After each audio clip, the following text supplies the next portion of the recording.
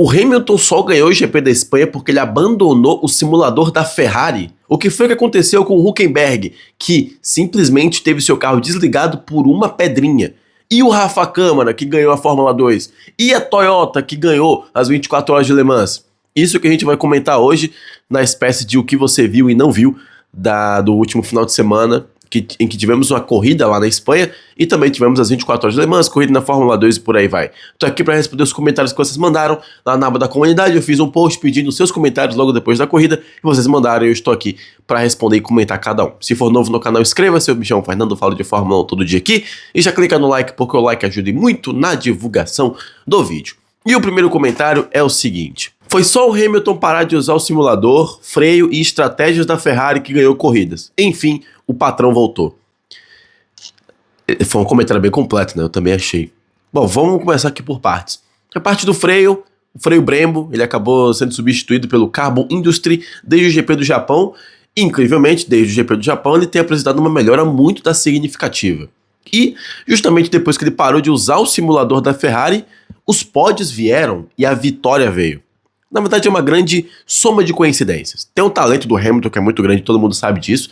E teve também o seguinte, teve a suposta nerfada da Mercedes por causa da taxa de compressão. E aí quando você soma tudo isso a um piloto cada vez mais confiante, a coisa começa a andar positivamente. Falando do simulador, o que aconteceu foi, desde o GP do Canadá, ou melhor, antes do GP do Canadá, o Hamilton estava reparando que o feedback que ele recebia no simulador não se aplicava na pista, ou era diferente do que acontecia na pista. E aí ele foi assim até o GP do Canadá, quando ele resolveu não usar. Ele deixou quieto, foi fazer o seu próprio trabalho na pista e as coisas funcionaram. Ele marcou um pódio no Canadá, depois ele repetiu a mesma coisa em Mônaco, ele foi pódio em Mônaco e agora ele ganhou a corrida do GP da Espanha. Ele quase foi pole position, inclusive. Então, temos sim uma melhora muito significativa e eu nunca pensei que diria isso, mas parece que a grande estratégia do Hamilton deveria ter sido aquela que o Relâmpago McQueen queria ter seguido, né? Que é de não usar simulador. Olha só, quem diria, né? Quem diria?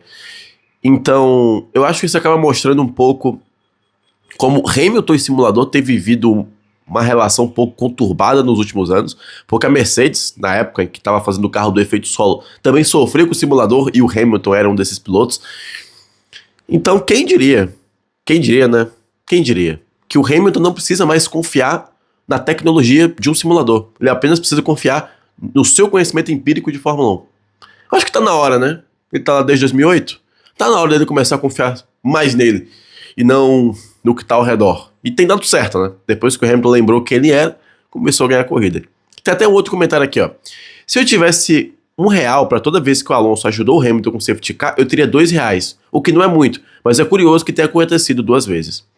Eu tô vendo muita gente falando que, poxa, estão usando isso para tirar os créditos do Hamilton. Gente, não. Não, todo mundo aqui, pelo menos aqui nesse canal, todo mundo aqui concorda que o Hamilton tem muitos créditos em tudo que ele fez na corrida. A estratégia, não duvido a estratégia ter sido dele. A estratégia com certeza foi o Hamilton que deu a ideia pro Ferrari. Então, com certeza. E venceram a Mercedes na estratégia, e até mesmo se não fosse estratégia, eu acho que dava pro Hamilton ganhar. Acho que o ritmo que ele tava era muito forte, era muito alucinante. Claro que isso foi ajudado com o fato dele não estar poupando pneu. Então, se você tá com o ritmo muito rápido e você não precisa poupar pneu, você consegue andar bem mais rápido do que todo mundo. É uma questão de manutenção de borracha, manutenção de ritmo, essas coisas. É manutenção de equipamento, né? Como que eu posso dizer? Você não precisa forçar tanto. Se você tiver poupando pneu, não foi o caso do Hamilton, ele tava com 3 paradas, um jogo de pneu a mais, então ele tinha todo o direito de acelerar ao máximo, foi o que ele fez, e com muito mérito ganhou. Só que teve essa questão no meio da corrida, porque quando o Hamilton precisava de um pit stop na hora certa, que era o terceiro pit stop, o Alonso acabou abandonando na curva 12, ou foi na curva 9, gerando um virtual safety car, que durou uma volta inteira. Quando o Hamilton passou da reta, acionaram o virtual safety car, ele deu uma volta, entrou no box, quando saiu, estava acabando o período do virtual safety car, e ele saiu na frente. Então, não vou dizer aqui que o Hamilton só ganhou porque o Alonso ajudou. Não foi isso. Mas não dá pra dizer que teve uma pequena participação, vai. Teve uma figuração. Teve um personagem a mais na história. O que é incrível, né? Que o Alonso, entre aspas, tinha participado indiretamente da vitória do Hamilton na Espanha, sendo o primeiro piloto a ganhar na Espanha desde o próprio Alonso, com a Ferrari. Historinhas que só a Fórmula 1 consegue contar pra gente. Sobre o abandono do Hülkenberg, eu gostaria de trazer esse comentário aqui, porque aconteceu uma das coisas mais bizarras da Fórmula 1. Acho que se você pensasse em qualquer tipo de abandono bizarro, você não chegaria nesse. Lá estava Hülkenberg no meio da prova e ele abandonou de uma maneira bem silenciosa. Ele largou a corrida no meio e foi embora. O carro simplesmente entrou no pit lane e abandonou por lá. O que foi que aconteceu? Ele estava brigando contra Liam Lawson e o piloto da Racing Bulls acabou pisando um pouco na grama e levantou um pouco de brita, aquelas pedrinhas. Levantou as pedrinhas. O Hülkenberg estava atrás. Simplesmente aquelas pedrinhas atingiram aquele E que fica...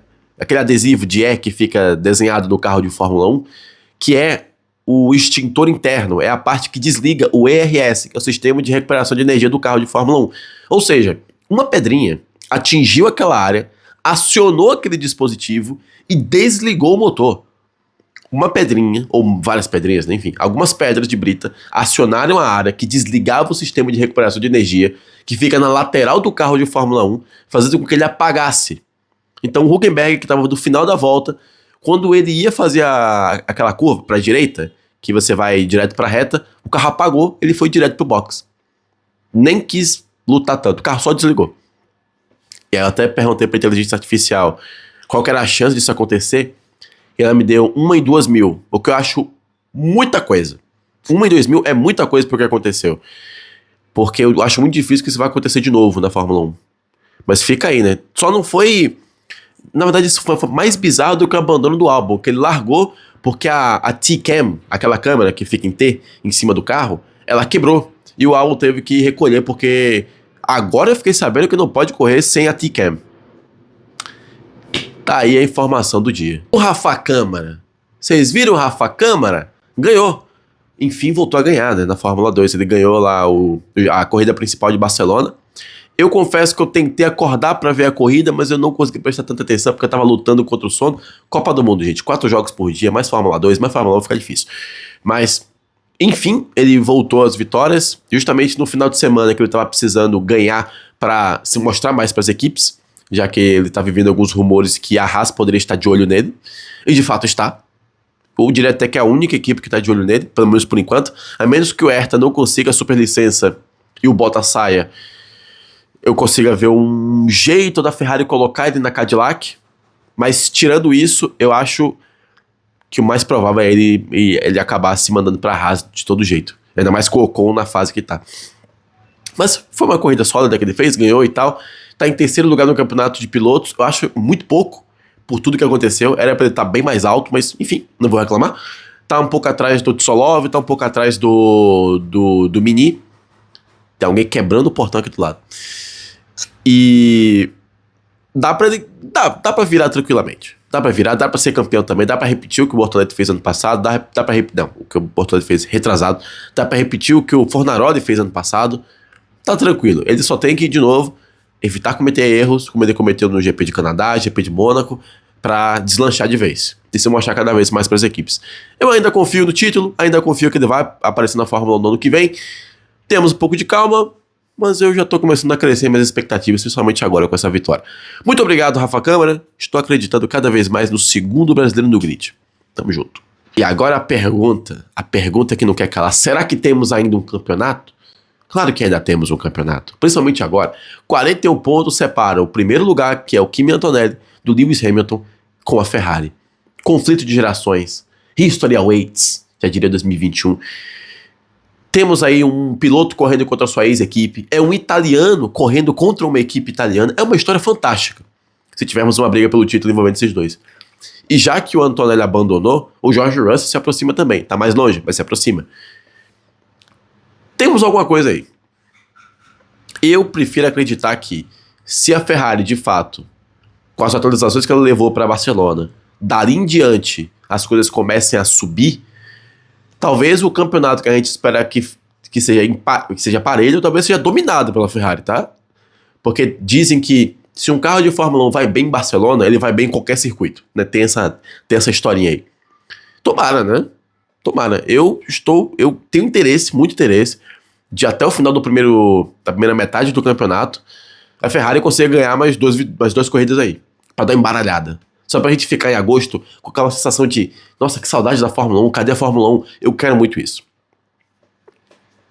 Agora, a nível de construtores, a Ferrari vai ter que dar uma acordada no Leclerc, né? 2 corridas sem pontuar. A primeira, porque ele bateu. A segunda, porque o carro não aguentou. Então, a Ferrari vai precisar mais do que nunca do Leclerc agora, se o Hamilton continuar, né, nessa crescente aí de lembrar quem ele é, né? De ganhar corridas aí pra variar. Então, senhoras e senhores, temos sim um campeonato. Mas é um campeonatinho, por enquanto. Deixa a Ferrari ganhar pra virar um campeonato de verdade. E eu já ia me esquecendo, gente. As 24 horas de Le Mans foram vencidas pela Toyota. Primeira vitória dela desde 2022. Foi uma corrida que não foi tão interessante quanto a dos últimos anos, mas serviu para a Toyota voltar ao topo.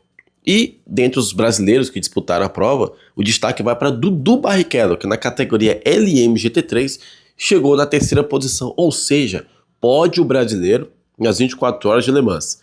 Teve outro brasileiro também que foi muito bem, que foi o Pietro Fittipaldi, que teve o seu carro chegando na 4ª posição na categoria LM P2, mas infelizmente não chegou no pódio. Dito isso, é um ótimo resultado, porque ganhar as 24 horas é ótimo, mas o principal objetivo é resistir até o final.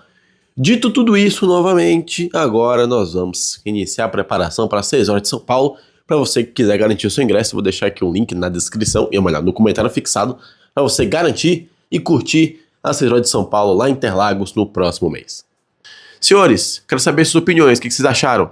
Comenta aqui embaixo, se gostou do vídeo, não esqueça de clicar no like e se inscrever no canal, e eu te vejo no próximo para falar de Fórmula 1. Tamo junto.